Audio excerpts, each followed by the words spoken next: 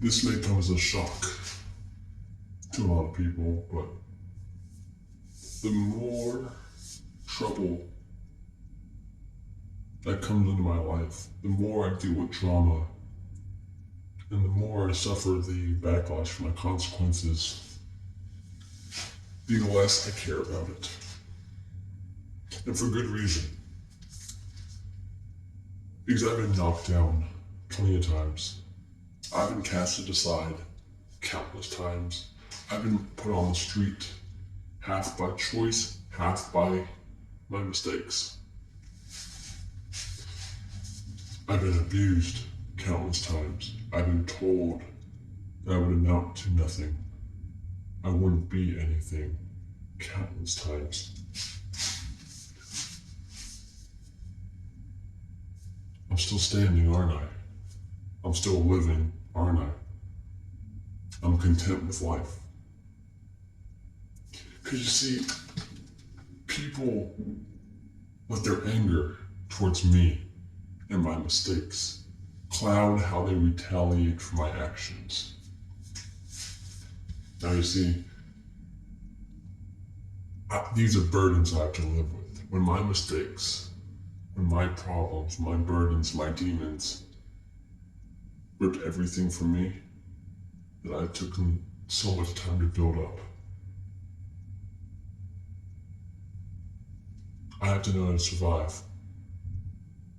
I have to live with these scars, and that's a burden I have to carry. But it's not all bad.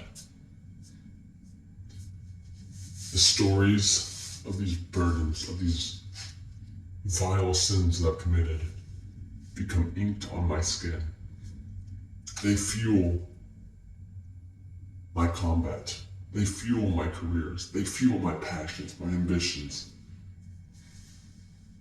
They make me who I am. It's the reason I am dubbed to myself undeniable. Because if you tell me I can't do something, I will and I can. You tell me I will not get to this part of life, I can and I will. You can call me a fuck up.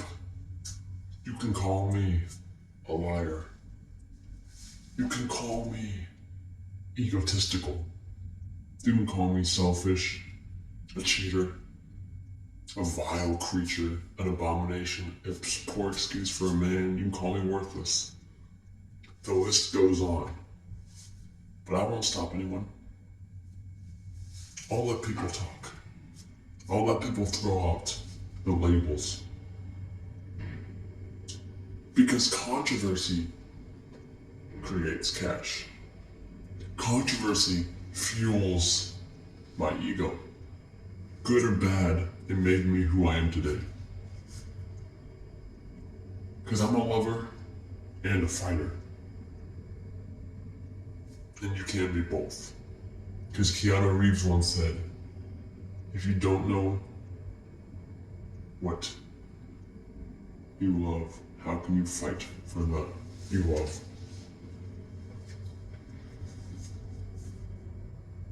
But see, here's the thing. I've built up enough of a backbone. I've built up that killer instinct. I'm at the point where I don't care. Because I feel like I've accomplished what I need to do in life. I got to live my dream for a bit. I finished school. I tried to rekindle a relationship with my mother. Bucket list. Check, check, check. There's nothing left. And in a way, I could pursue all my dreams further and further and further. But this life I live, it's not for everyone. I get these rough patches nonstop. There's always obstacles, sometimes prevent me from achieving certain distance. So it's better safe than sorry. Why risk losing it all again while I go to a certain comfort zone in life? You see, there's no hospitality left in the world. There's no hearts of gold. There's people who are looking out for themselves. And see, 5 years ago, that thought made my blood boil. It made me grow a disdain for human life. But then as I got through more relationships, as I gained friendships, lost friendships, gained relationships, lost relationships, moved from city to city to city, tried to rekindle and patch up problems within my family, I realized having hospitality doesn't get you anywhere. Pick up someone on the side of the road, it's only a 50-50 branch off. You get to your destination, or you let a dangerous person into the vehicle. It's like that with anything. You help someone pick up their books, their intentions are diverted. It could be out of a good nature, it could be to get into someone's heart or mind. You give someone money, it could be used for the wrong reason. Hospitality doesn't always get you where you think you want to be.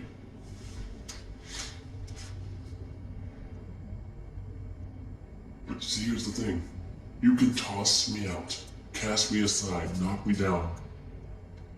Talk as you think you know what goes on in my head. But you're wrong. But you're right. You see, here's the difference. Not once, in recent memory at least, I've been content with who I am. Not once have I said I was flawless. Not once have I hid the fact of any of my bad habits, anything in my past. You see, I put my heart into someone that I thought would understand my motives. But of course I can't be trusted.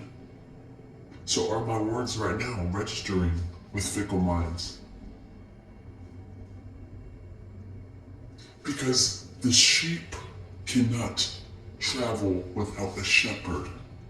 But in some cases, people that think they are shepherds to me are asleep. So now the sheep and the shepherd are not woke. They are dead, fast asleep.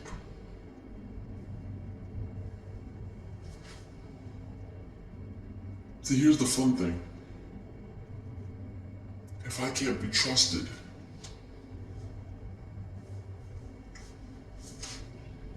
why not let me walk away at my own volition, with my own peace? Do you think I care? I care about doing the right thing until people can't see my motives. And then when people think I'm doing the wrong thing, I stop caring about what they think. See, it's not that my intentions, my thoughts are held back. No, it's a switch I can flip like that. Because I was in love till they didn't understand how I operate. And then once they burned that bridge, I tried to build it up, but then I burnt the bridge my damn self. And then I stopped giving a damn what people thought, the label that I get called. I'm a liar, I'm this. Good for you. But I'm also smarter than you if you have to keep repeating the labels that I already know I am. And no one's doing it to remind themselves or remind me. I know I'm a sinner, but I'd rather be a proud sinner and an honest one than a false saint. I have flaws. I know that. Most people think that I'm the fucking devil when they're just another spawn. I'm not the only devil that walks the streets. I'm not the only sinner that begs for forgiveness when he does something wrong. There's very few angels left. There's too many snakes in the grass. So everyone wants to talk about love, happiness, dreams, joy, ambition. I'm not dead. I'll succeed whether or not I cause these problems, because they make me stronger. It's also bad for everyone too,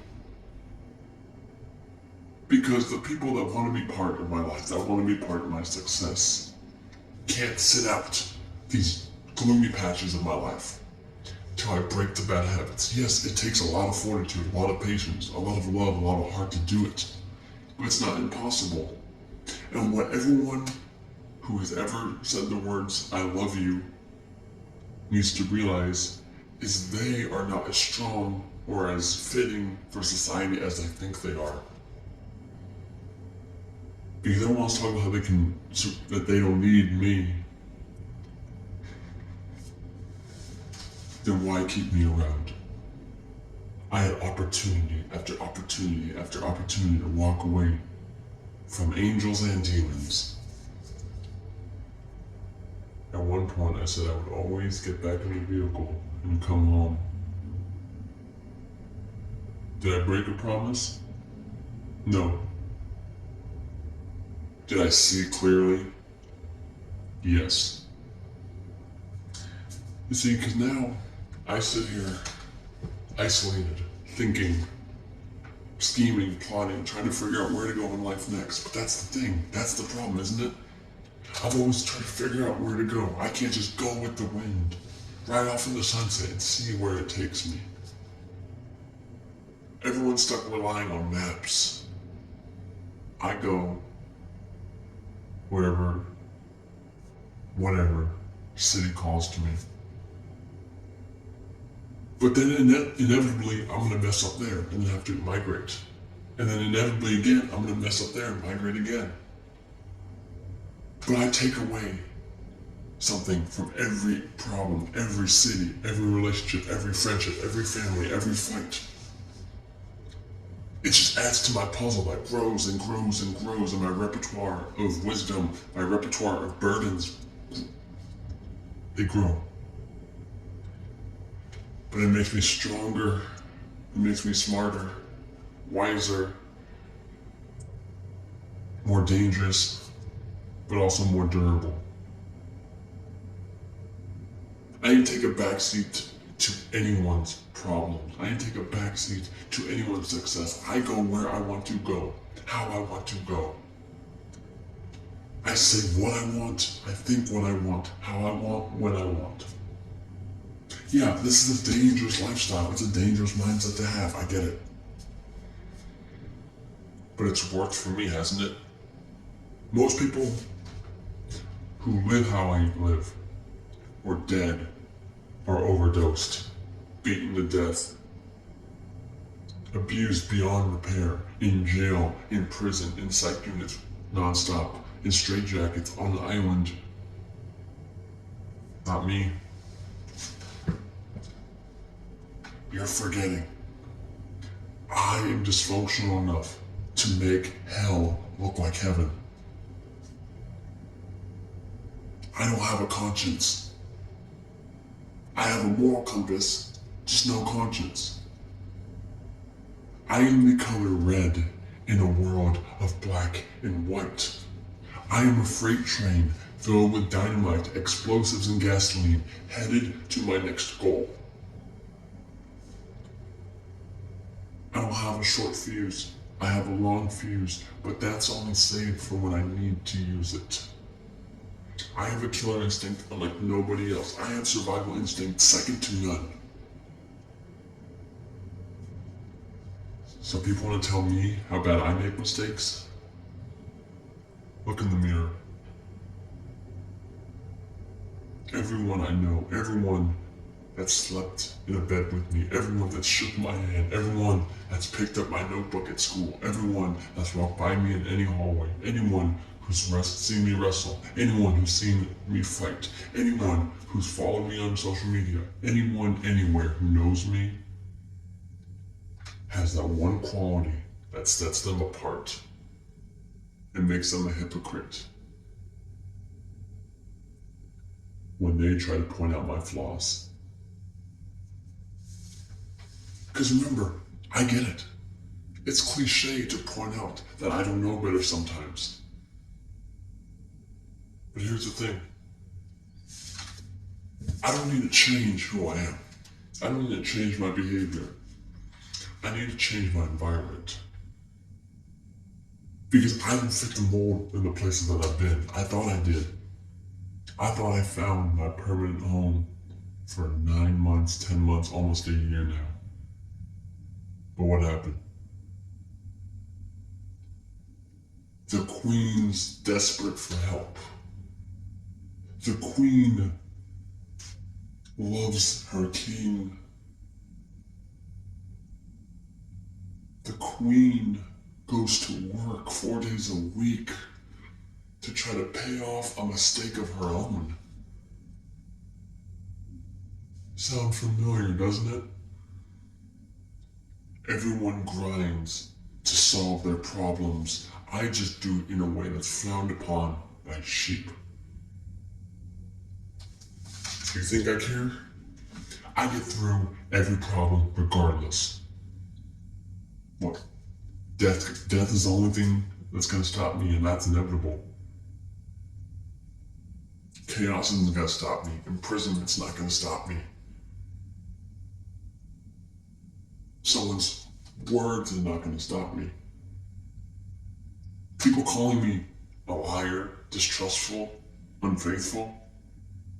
It's calling a duck. Simple. But where people become stupid to is the motives. You can see a hunter shoot a deer. But at least in that case, people figure out why they're doing it. No one does that with me. No one has done that with me. I spent the longest time trying to live this life, trying to commit, while also keeping a piece of myself. Because the moment I stop doing what I need to survive, stop doing what I need to help, stop following the rules to survive, especially when it's me and a queen, that's the moment I stop being who I am. No, it's no secret of my behaviors. But at this rate, I always thought to myself, what's a king without a queen? Maybe that's the problem. A king holds so many responsibilities. A queen has to love his king. A king has to stand by his queen. But that queen never knew what was really deep down in the king. Because the king in a motel room became honest with the queen. They fought and fought and fought, and her stupid kid, her stupid mindless child, the prince, who transitioned to a fucking princess, or vice versa, wanted to twist the nail with the king. That king was brought into the queen's world, and they became one. Or so we thought. Because the queen has had a rough upbringing, has had a horrible coronation to the throne. And her stupid kid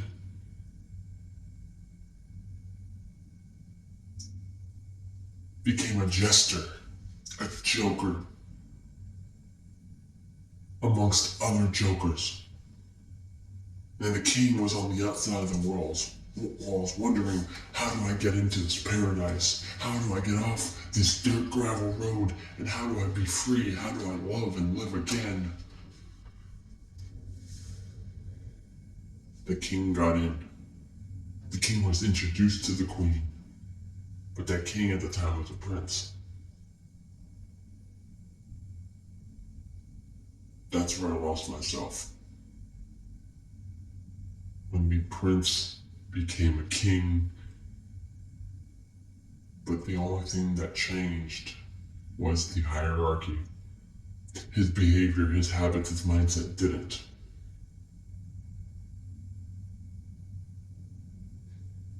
The queen was dispelled and disowned by the family. The queen lost her father. The queen lost her children. The queen cannot make more children to one day take the throne.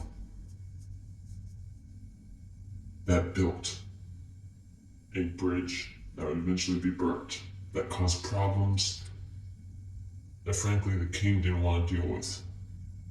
All these hopes and dreams that they had, but their past caught up to them. The queen called the king a liar when the king was doing what he needs to do despite what she believes. Because now the king used the money he needed to get on a train and leave that vile kingdom that is going to crumble. Because now as a queendom, it's gonna crumble, it's gonna burn, it's gonna not feel the same, not look the same. The king left his belongings behind, and that made the queen spiteful. Because the king did not get back in the chair and ride back to the kingdom like he always vowed. The king vowed death before anything, and that's inevitable. But now, that death that the king vowed over the coronation and marriage is what's gonna stick. Because that vow of death is going to be at the king's hands, not anyone else's. The queen doesn't have an army to go search for the king. The queen doesn't have an army to fend for the losses and the heartbreak and all the tears shed, all the blood sweat. The queen has to sit in bed every night, wondering, why?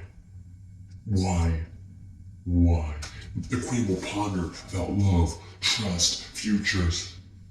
The queen has to proclaim that she doesn't need him. But the queen's always been lying to herself out of emotion and out of her heart. Because if the queen doesn't need the king, if the queen been fine on her own, why did the queen always come looking for the king, wherever he may have been?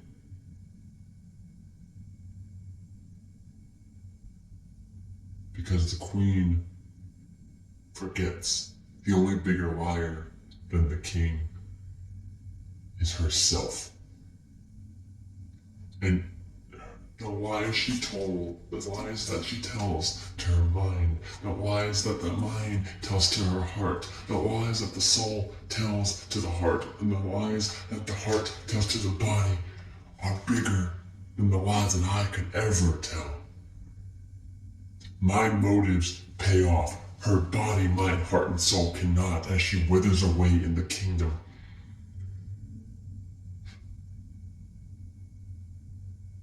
The moral of the story is if the queen never needed the king, why did she try her hardest to point out his mistakes? Because those mistakes made that king realize he's not a king anymore.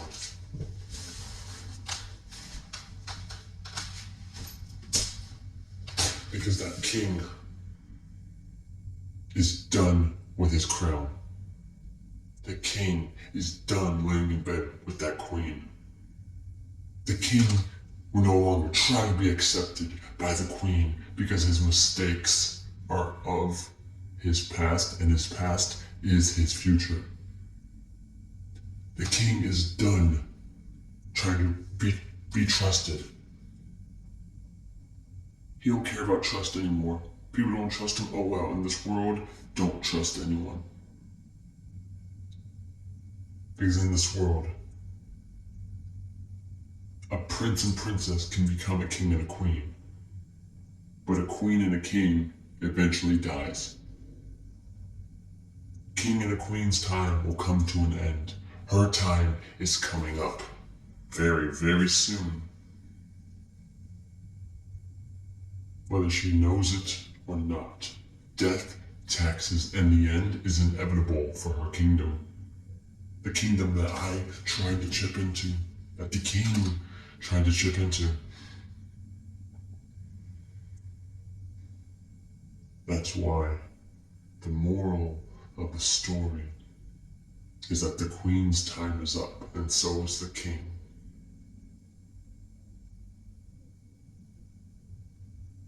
But good riddance to the king. And welcome to the new era, a prince. Not just any prince, but a rogue prince.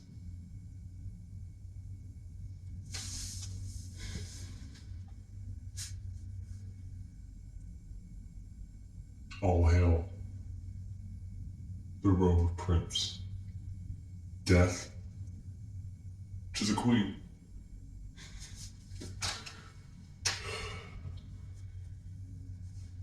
All rise.